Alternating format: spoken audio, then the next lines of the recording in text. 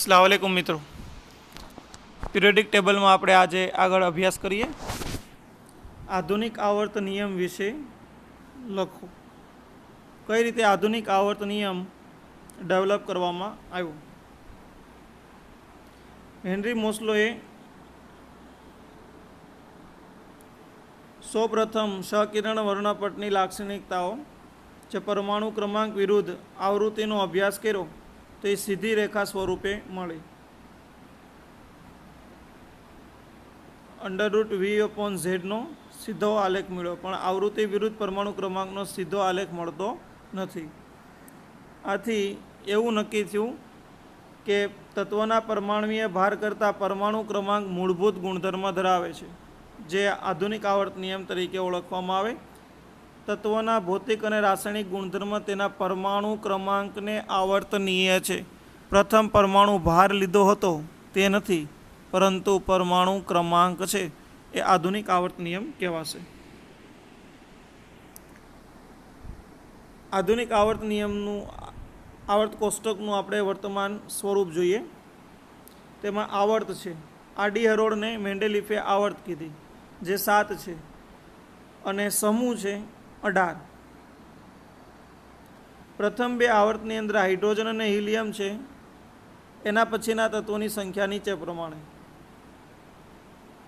આવર્તક્રમ 1 માં 2, બીજા આવર્તમાં 8, ત્રીજામાં 8, ચોથામાં 10, ચોથામાં 18, પાંચમામાં 18, 16મામાં 32 અને 7મો આવર્ત અપૂર્ણ છે।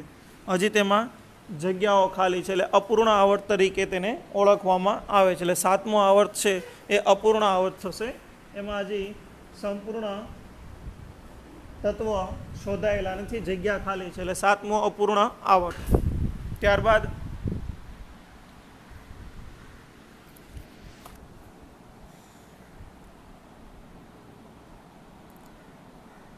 છઠ્ઠા આવર્તમાં બે શ્રેણીઓ છે, લેન્થેનાઇડ અને 7મામાં એક્ટિનાઇડ, જે 14 તત્વ ધરાવે છે। આ બે શ્રેણીઓ આવેલી છે।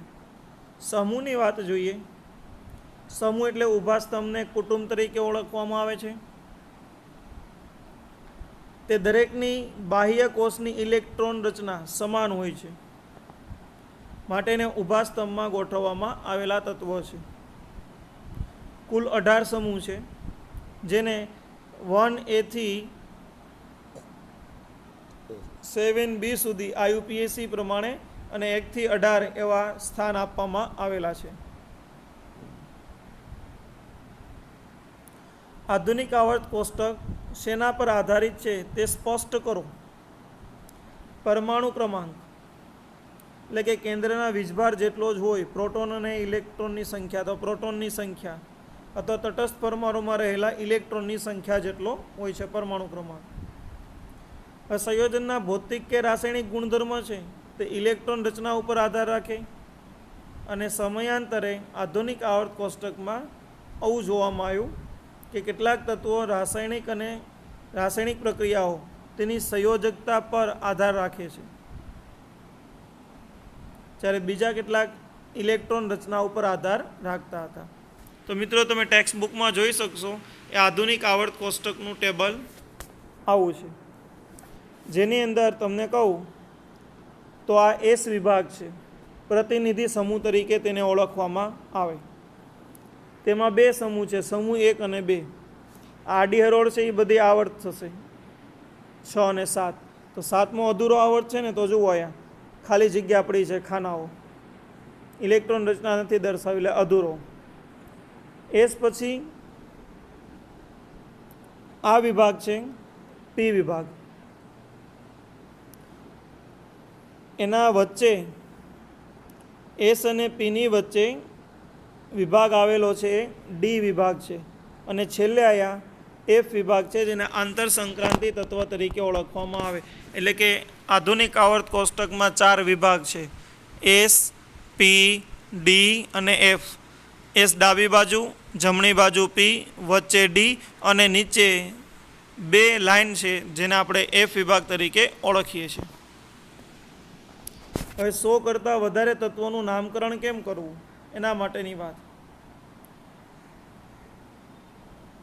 જ્યારે પરંપરાગત રીતે નામકરણ આપવામાં આવતું તો વિવાદ થતા હતા વૈજ્ઞાનિકો વચ્ચે કે મારું માન્ય રાખ્યું ને ઓલાનું માન્ય ન રાખ્યું ને એવું બધું.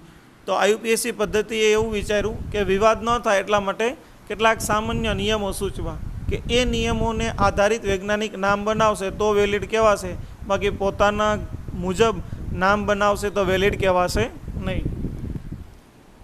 ઊંચા પરમાણુ ક્રમાંકવાળા નવા તત્વો એ ખૂબ અસ્થાયી હોય છે, તેની માત્રા ખૂબ જ ઓછી હોય, જે પ્રાપ્ત પણ ન કરી શકાય એટલી ટ્રેસ ખૂબ જ ઓછી માત્રામાં જોવા મળે છે. વિશ્વની ખૂબ જ આધુનિક સાધનોવાળી પ્રયોગશાળાની અંદરમાં તેને મેળવવામાં આવે છે. બધી જગ્યાએ એનું સંશોધન શક્ય નથી. જેમ કે 104 પરમાણુ ક્રમાંકવાળું તત્વ એના અમેરિકા અને રશિયાના બંને વૈજ્ઞાનિકોએ નામ આપ્યું. અમેરિકાએ રુથર્ફોર્નિયમ અને રશિયાએ તેને આપ્યું કુર્ચોટોવિયમ. બરાબર, રશિયાએ કુર્ચોટોવિયમ અને અમેરિકાએ શું આપ્યું? રુથર્ફોર્નિયમ. પણ તત્વ તો એક જ હતું, 104 પરમાણુ ક્રમાંક ધરાવતું. માટે આવી દ્વિધા ઉત્પન્ન થતી એને દૂર કરવા માટે આયુપીએસસી સિસ્ટમ પદ્ધતિ લાવવામાં આવી, જેના અંદર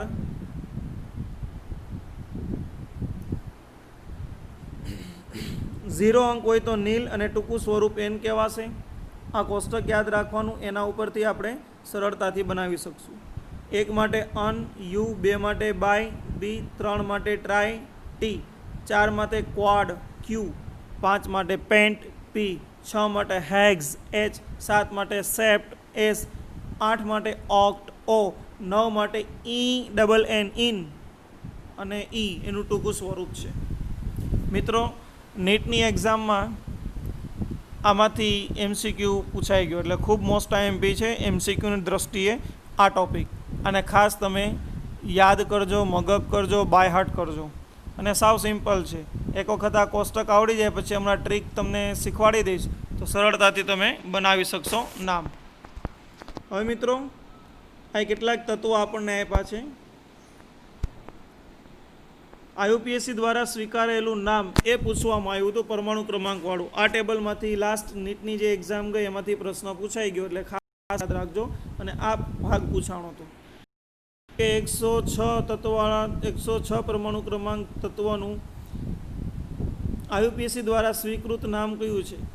તો સિબોર્ગિયમ આવશે. સિબોર્ગિયમ એનું નામ છે, જેની એસજી સંજ્ઞા છે. આવો પ્રશ્ન હતો. અમે તમને પ્રશ્ન કેવો હતો એ કીધું. હવે આપણે જોઈએ 101 વાળું તત્વ હોય તો શું કરવાનું? તો એને નામ લખતા આપણે શીખવું છે 1, 0 અને 1. 1 માટે આપણે શું લખીએ છીએ? અન, UN. બરાબર. 0 માટે લખીએ છીએ નીલ અને આયા અન. પછી એને ઈવીએમ લગાડવાનું છે, UIM, ઈવીએમ, એટલે અનિલિયમ નામ થશે. અનિલિયમ નામ થશે. જો અનિલિયમ નામ થશે, અનિલ યુનિયમ નામ થશે. બરાબર. મતલબ કે 102 માટે આપણે લગાડવું છે તો 102માં આ તો એમ જ રહેશે અન, UN, પછી નીલ અને બાય અને પછી યમ. અનિલ બીયમ નામ થશે. અનિલ બીયમ.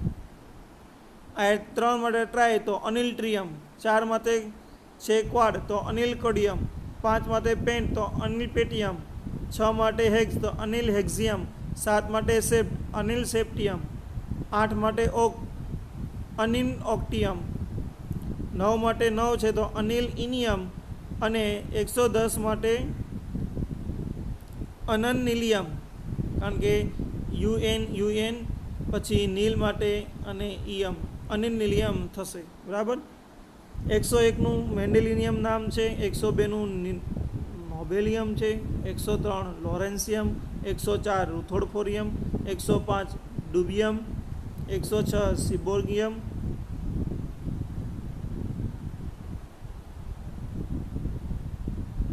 7માં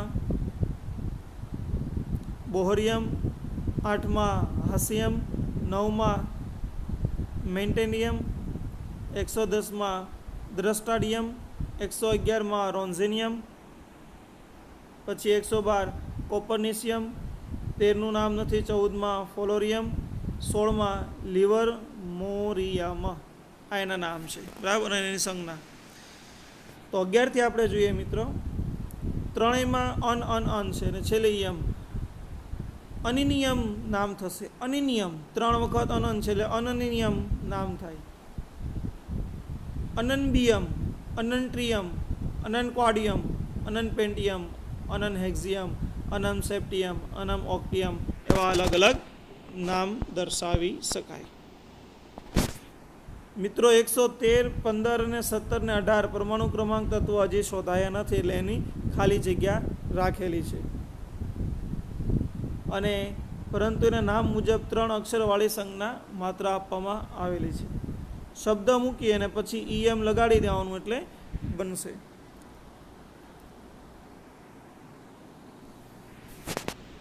એકસો 20 પરમાણુ ક્રમાંક તત્વોના આઈયુપીએસી નામ અને સંજ્ઞા શું હશે? બરાબર.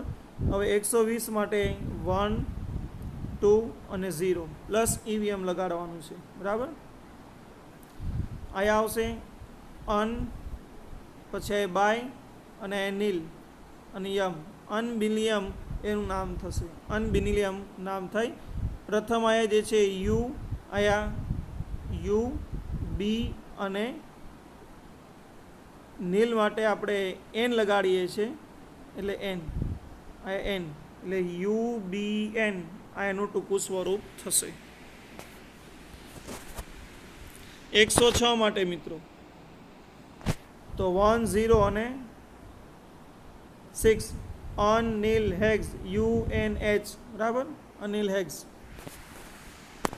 આવર્ત કોષ્ટકમાં ઇલેક્ટ્રોનીય રચના કઈ રીતે લખાય એના માટેની માહિતી. બરાબર. તો આવર્ત કોષ્ટકમાં ઇલેક્ટ્રોન રચના માટે આપણે જોઈએ એન બરાબર કોષ છે. આપણે ક્વોન્ટમાંક છેલ્લે ખૂબ સારી રીતે ભણી ગયા છે. મુખ્ય ક્વોન્ટમાંકની કિંમત ઉપરથી તત્વની સંજ્ઞા અને સંખ્યા લખવામાં આવશે. એન બરાબર 1 કે કોષ હોય 1s તો એમાં 2 તત્વો આવશે, હાઇડ્રોજન અને હિલિયમ. બીજા આવર્તની અંદર એલ કોષ હોય, એક 2s અને 3 પી કક્ષક, કુલ 4 કક્ષકો હોય અને 8 તત્વો છે જે લિથિયમથી સ્ટાર્ટ કરીને નિયોન સુધીના 8, 3 થી 10 સુધીના. ત્રીજા આવર્તની અંદર મિત્રો એમ કોષ કહેવાય એને, 3s અને 3p, કુલ 4 કક્ષક અને 8 તત્વો, 11 થી કરી અને 18 સુધીના તત્વો તેના અંદર આવેલા હોય. આવર્ત નંબર 4 જેને એન કોષથી ઓળખવામાં આવે છે, એક 4s કક્ષક, 5d અને 3p, કુલ 9 કક્ષકો હોય અને 18 તત્વો હોય. પોટેશિયમથી કેલ્શિયમ 2 તત્વ, પછી ઝિંક સુધી 21 થી 30 એ તત્વ. ઉપરાંત 4p માં ઇલેક્ટ્રોન ભરાતા હોય એવા ગેલિયમથી ક્રિપ્ટોન સુધીના તત્વો આવેલા છે. પાંચમો કોષ જેને 0, 0 અથવા O કોષ તરીકે ઓળખવામાં આવે, જેમાં 5s, 4d અને 5p કક્ષક આવેલી હોય. તત્વોની સંખ્યા 9 × 2 18 છે. એમાં પ્રથમ તત્વ રૂબિડિયમ છે અને પછી ઇટરબિયમ થી કેડમિયમ સુધીના તત્વ 10. ત્યારબાદ 49 થી 54 સુધીના 6 તત્વો એટલે 2, 6 અને 2, 10 અને 6 18 તત્વો આ રીતે આવેલા છે. અને તમારી ટેક્સ્ટબુકમાં તમે પિરિયોડિક ટેબલ સામે રાખજો અને આડી લાઈન જે મેં હમણાં કીધી હતી એ આડી લાઈનમાં તમે દરેક તત્વ ગણશો તો આ પ્રમાણે જ તત્વો હશે અને એટલી જ સંખ્યા થશે. એન બરાબર 6 કોષને પી કોષ તરીકે ઓળખવામાં આવે છે, જેમાં એક 6s કક્ષક, 7 4f કક્ષક, 5d, 3 6p, કુલ 16 કક્ષક હોય અને તત્વોની સંખ્યા એને ગુણ્યા 2 એટલે કે 32 તત્વો હોય. 2 × 16 32, જેમાં સીઝિયમ 55 થી બેરિયમ 56 2 તત્વો. બરાબર. પછી 4f શ્રેણીના 14 તત્વો, જે Z બરાબર 58 થી લ્યુટેશિયમ, સિરિયમથી લ્યુટેશિયમ સુધીના તત્વો ગણાશે 71 સુધીના. પછી આ લેન્થેનાઇટ શ્રેણીના તત્વો છે અને 5d દાખલ થતી હોય એવા 10 તત્વો જે લેન્થેનમથી મર્ક્યુરી સુધીના તત્વો છે 6, ટોટલ 32 તત્વો આ રીતે થશે, બરાબર. ત્યારબાદ સાતમો કોષ, જેને ક્યુ કોષ તરીકે ઓળખવામાં આવે છે, એમાં એક 7s કક્ષક, 7f કક્ષક, 5d કક્ષક અને 3p, ટોટલ 16 કક્ષક હોય, એને ગુણ્યા 2, 32 તત્વો એમાં આવેલા હશે. અડધામાં અપૂર્ણ આવર્ત છે એટલે તત્વોની ગણતરી આપણને દર્શાવી નથી.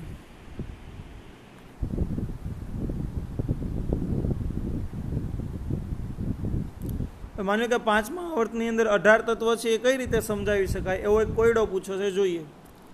હવે આવર્ત n બરાબર 5 છે, બાહ્ય કોષ, તો l બરાબર n-1 એટલે કે 4 થાય. 4 તો કે 4 સુધીના 0, 1, 2 અને 3, બરાબર.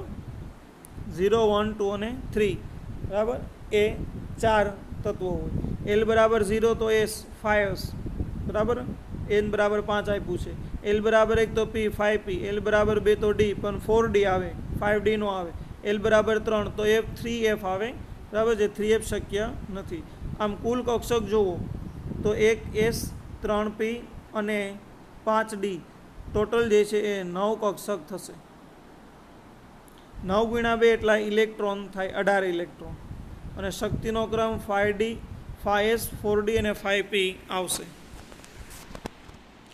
ક્વોન્ટમ આંકના આધારે સાબિત કરો કે આવર્ત કોષ્ટકના છઠ્ઠા આવર્તમાં 32 તત્વો છે. તો હમણાં જોઈએ મુજબ જ મિત્રો, n બરાબર 6 આપણને આપેલું છે, 6 - 1 5 સુધી, તો 0, 1, 2, 3 અને 4 આટલા આવશે, બરાબર.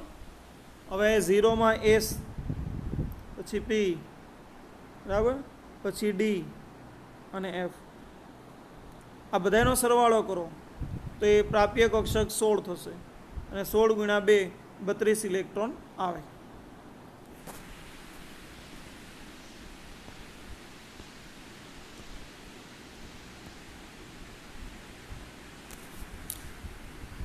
આવર્ત કોષ્ટકની અંદર સમૂહની ઇલેક્ટ્રોન રચના જણાવો. મિત્રો પ્રથમ સમૂહ છે ને આવર્ત કોષ્ટકની અંદર એ આ છે, lithium, sodium, potassium, rubidium, caesium અને ફ્રાન્સિયમ, સમૂહ 1. લિથિયમનો પરમાણુ ક્રમાંક 3 છે, એની ઇલેક્ટ્રોન રચના લખીએ તો હિલિયમ 2s1 થશે. આની બાહ્ય કોષની ઇલેક્ટ્રોન રચના ns1 થાય, બધી જગ્યાએ s1 જ આવશે બાહ્ય કોષ. n બરાબર અલગ અલગ ક્રમ, 11 માટે 10 નિયોન પ્લસ 3s1, 19 એટલે 18 આર્ગોન પ્લસ 4s1, 19.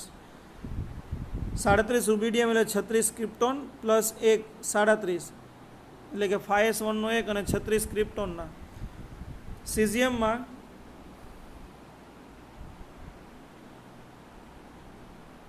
55 છે એટલે ઝેનોન XE 54 પ્લસ 6s1 આવશે, અને 87માં 86 રેનિયમ પ્લસ 7s1, 87 ઇલેક્ટ્રોનની ઇલેક્ટ્રોન રચના આમ થાય. આ ફરીથી રિપીટ ક્વેશ્ચન. સમૂહની દ્રષ્ટિએ 114 વાળું તત્વ આવર્ત કોષ્ટકમાં ક્યાં આવેલું હશે? આવર્ત ક્રમ 1 થી 7, બરાબર. એનું છેલ્લું તત્વ તો આમાં હિલિયમ, નિયોન એટલે 18મો સમૂહ છે, આર્ગોન, ક્રિપ્ટોન, ઝેનોન, રેનોન અને યુએન, તો 7મા આવર્તની અંદર આવેલું તત્વ હશે. Z બરાબર 118, સમૂહ 18, 117 તો 17મો સમૂહ, એટલે કે છેલ્લો જે છે ને 11 પછીની છેલ્લી કિંમત અથવા એકડો કાઢીએ ને એનો આવર્ત સમૂહ થશે 18, 17, 16, 15 અને 14. એકને ભૂલી જવાનું. હવે ઇલેક્ટ્રોન રચના જો આપણે દ્રષ્ટિએ વિચારીએ તો 114 માટેની ઇલેક્ટ્રોન રચના કેવી હશે? Rn 86, બરાબર, પ્લસ 14, 86 પ્લસ 14 એફમાં, પ્લસ ડીમાં 10 પ્લસ 2 અને 2, એટલે કે આનો સરવાળો કરો તો 114 મળશે.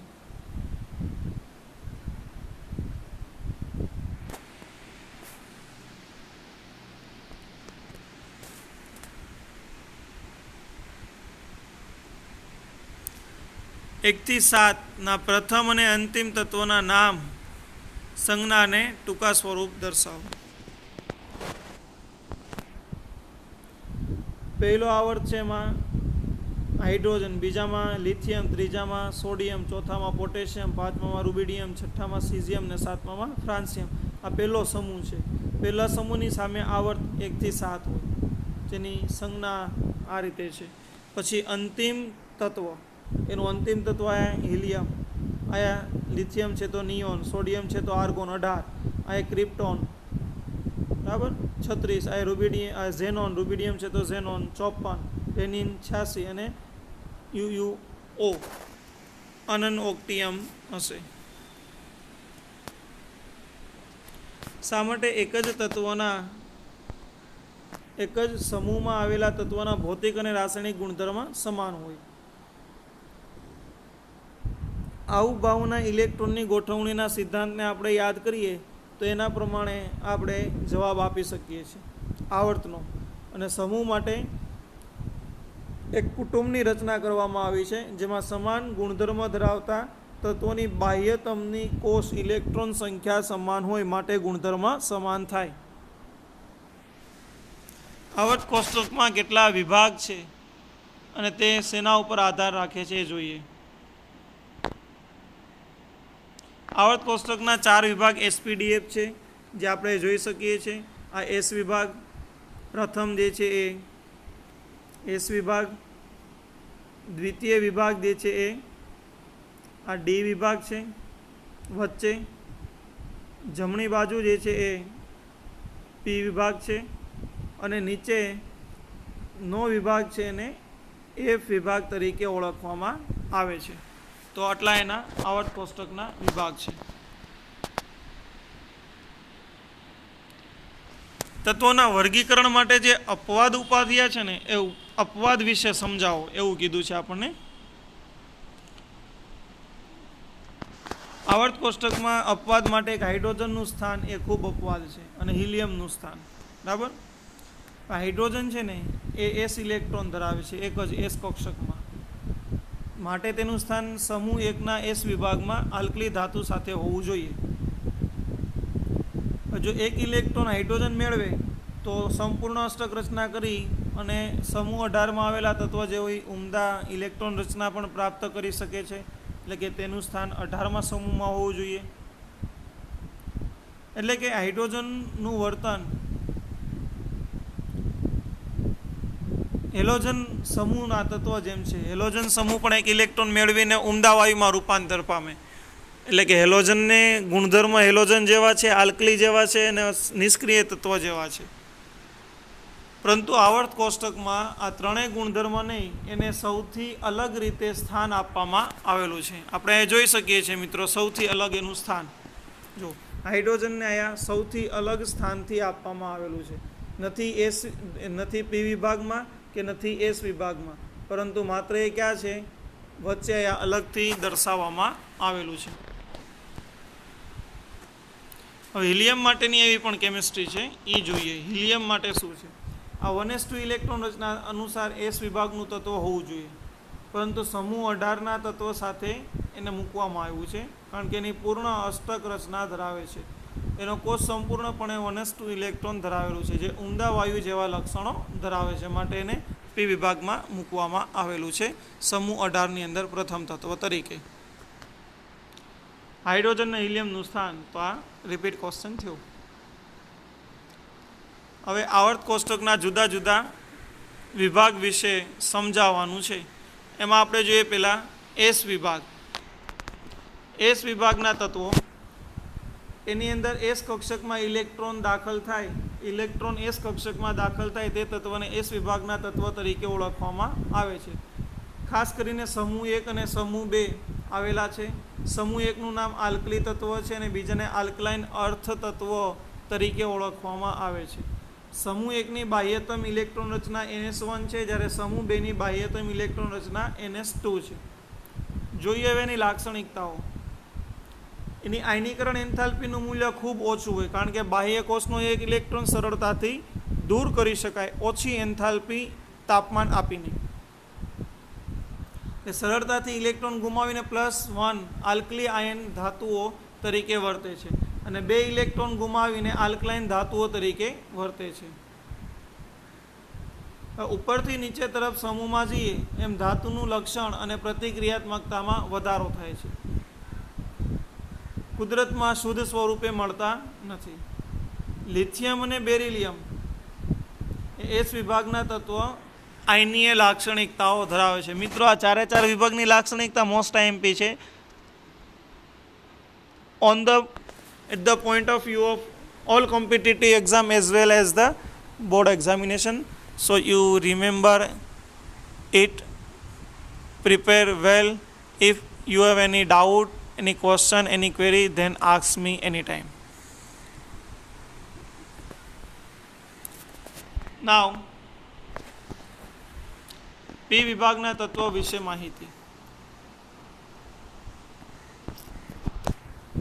છેલ્લો ઇલેક્ટ્રોન P કક્ષકમાં દાખલ થાય એટલે એવા દરેક તત્વને P વિભાગમાં ગોઠવવામાં આવશે.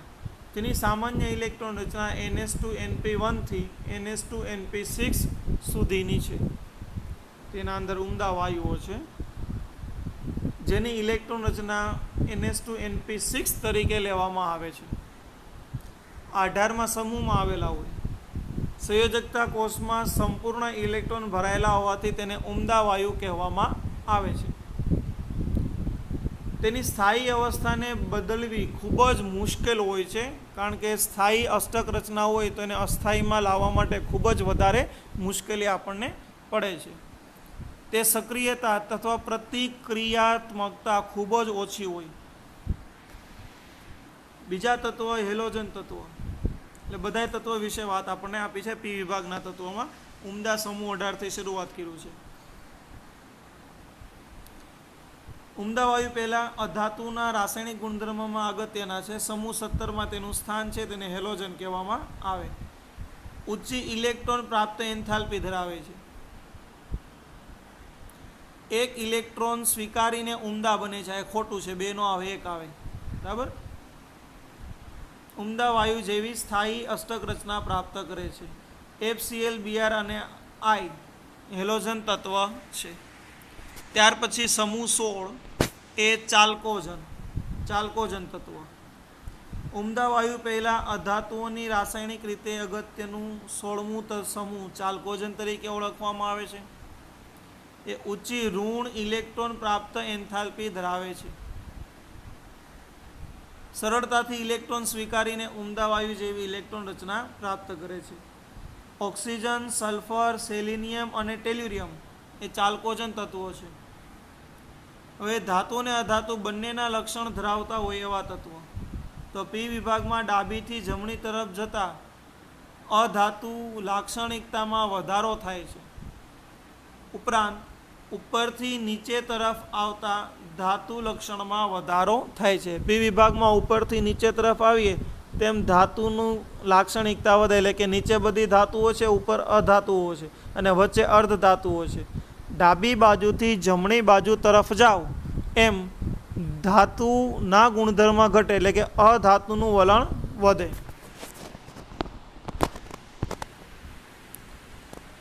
P વિભાગના તત્વોનો રિપીટ ક્વેશ્ચન. D વિભાગના તત્વો વિશે માહિતી. D વિભાગના તત્વો. સમૂહ 3 થી 12ના તત્વોને D વિભાગના તત્વ તરીકે ઓળખવામાં આવે છે, જેની electron Rachna N-1 D 1 to 10 NS 0 થી 2 છે. આ આંતરિક કક્ષકોમાં ઇલેક્ટ્રોન ભરાતા હોવાથી તેને સંક્રાંતિ કક્ષક તરીકે પણ ઓળખવામાં આવે છે. મિત્રો, એ -1નો મતલબ કે N જો 4s હોય ને તો 4 - 1 કેટલા થાય? 3. એટલે આ 3D કક્ષક હોય. આનો મતલબ એ છે N-1નો. S થી ઓછી કક્ષક ઉર્જા સ્તર ધરાવતી આયા હશે. D વિભાગમાં બધી જ ધાતુઓ છે અને મુખ્ય તરીકે એ રંગીન આયનો બનાવે છે અને સંયોજકતા દરેકની અલગ અલગ છે, જેને ઓક્સિડેશન અવસ્થા પણ કહેવાય. અનુચુંબકીય ગુણધર્મ ધરાવે, કેટલાક ઉદ્દીપકીય ગુણધર્મ ધરાવશે. જે ઉદ્દીપન પ્રક્રિયામાં વપરાય. ઉદ્દીપન એટલે કે ઉદ્દીપકમાં આપણે ખબર છે કે રાસાયણિક પ્રક્રિયાનો વેગ વધારે, રાસાયણિક પ્રક્રિયામાં ભાગ લે પણ વપરાતો નથી. રાસાયણિક પ્રક્રિયા પૂર્ણ થાય ત્યારે મૂળ સ્વરૂપે પ્રાપ્ત થાય અને ઉદ્દીપક કહેવાય. ઝિંક, કેડમિયમ અને મર્ક્યુરીને સામાન્ય રીતે ઇલેક્ટ્રોન રચના N-1 D10 NS2 હોવાથી સંક્રાંતિ ધાતુ તત્વોની લાક્ષણિકતા ધરાવતા નથી. હવે કોને સંક્રાંતિ ધાતુ તત્વો કહેવાય તેની ડેફિનેશન. ખૂબ જ રાસાયણિક રીતે સક્રિય હોય એવા અથવા એસથી ઓછા સક્રિય હોય તેવા, એટલે કે એસ અને પીના વચ્ચેના જે સેતુ તરીકે કાર્ય કરે તેવા વિભાગને સંક્રાંતિ તત્વ તરીકે ઓળખવામાં આવે છે. લાસ્ટ મિત્રો એફ વિભાગના તત્વો. પછી આપણે અમુક ક્વેશ્ચન છે એ સોલ્વ કરી લઈએ અને ત્યાર પછી આજનો લેક્ચર પૂર્ણ. એફ વિભાગ આડી હરોળ બે તળિયે આવેલી છે અને એફ વિભાગ તરીકે ઓળખવામાં આવે છે. એફ વિભાગમાં છેલ્લો ઇલેક્ટ્રોન એફ કક્ષકમાં દાખલ થતો હોય તેવા જ તત્વોનો સમાવેશ થાય. એની electron Rachna N-2 F 1 to 14 N-1 D 0 થી 1 અને NS2 દ્વારા દર્શાવવામાં આવે છે. એફ વિભાગના તત્વોને આંતર સંક્રાંતિ તત્વ તરીકે ઓળખવામાં આવે છે. તેની અંદર મુખ્ય બે શ્રેણીઓ છે, લેન્થેનાઇડ અને એક્ટિનાઇડ. લેન્થેનાઇડ શ્રેણીને લેન્થેનોઇડ કહેવાય, જે સીરિયમ 58 થી લ્યુટેશિયમ 71 સુધીના 14 તત્વો ધરાવે છે. જ્યારે એક્ટિનાઇડ શ્રેણીના 14 તત્વોને એક્ટિનોઇડ્સ તત્વ કહેવાય, જેમાં થોરિયમ 90 થી લોરેન્સિયમ 103 સુધીના તત્વોનો સમાવેશ થાય છે. હવે જોઈએ તેની કેટલીક લાક્ષણિકતાઓ. આ ધાતુઓ છે અને ધાતુઓને સમાન ગુણધર્મ ધરાવે. એક્ટિનાઇડની શ્રેણીના તત્વોની એકથી વધારે સંભવિત ઓક્સિડેશન અવસ્થાને કારણે તેનું કેમિસ્ટ્રી લેન્થેનાઇડ શ્રેણી કરતાં ખૂબ જ જટિલ કોમ્પ્લિકેટેડ છે. એક્ટિનાઇડ શ્રેણી રેડિયો સક્રિય તત્વો આપે છે, એટલે કે રેડિયો સક્રિય વિકિરણ એમાંથી ઉત્પન્ન કરી શકાય, જે ખૂબ જ કાર્સિનોજન હોય, કેન્સરકારક હોય, એનાથી કેન્સર થાય. કેન્દ્રીય પ્રક્રિયામાં નેનોગ્રામ કે તેનાથી ઓછા પ્રમાણમાં એ પ્રાપ્ત થાય છે. નેનોગ્રામ કે એનાથી ઓછા પ્રમાણમાં એ પ્રાપ્ત થાય, મોટા જથ્થામાં પ્રાપ્ત થતું નથી. યુરેનિયમ પછીના અનયુરેનિયમ તત્વ તરીકે ઓળખાય છે. પરમાણુ ક્રમાંક 117 અને 120 વાળા તત્વોની શોધ હજુ થઈ શકી નથી. આ તત્વોનું સ્થાન આવર્ત કોષ્ટકમાં કયા સમૂહમાં હોવું જોઈએ, એની ઇલેક્ટ્રોન રચના શું હશે તે જણાવો. ઝેડ બરાબર છે આપણી પાસે 117. તો પેલા રેનિન છેલ્લું તત્વ 86 છે એ મૂકી દેવાનું, નિષ્ક્રિય તત્વ. પછી વધારે આપણે ભરવાના છે. જો 7મો આવર્ત એટલે 7 કક્ષક હશે તો એના પહેલાં 6D આવે ને પહેલાં 5F આવે. તો 86 ને 14 આપણે ગણીએ તો 100 થશે. પછી 10 એટલે 110 અને 7 117, એટલે કે રેનિન 5F14 6D10 7S2 7P5 તેની ઇલેક્ટ્રોન રચના થશે અને 7મો આવર્ત ધરાવે છે. સમૂહ ક્રમાંક તેનો થશે 17. ઝેડ બરાબર 120, જેની UUO 118 અને 8S2થી દર્શાવવામાં આવે છે. કોષ 8મો આવર્ત અને વળી 8S2 એટલે કે એસ વિભાગના બીજા આલ્કલી સમૂહ જેવું ધાતુ તત્વ હશે. તો આ પ્રેક્ટિસ માટેના તત્વ જોઈ લો મિત્રો.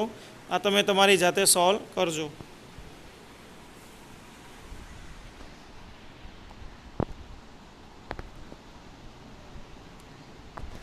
આગળનો પાર્ટ આપણે આવતા લેક્ચરમાં ભણીશું.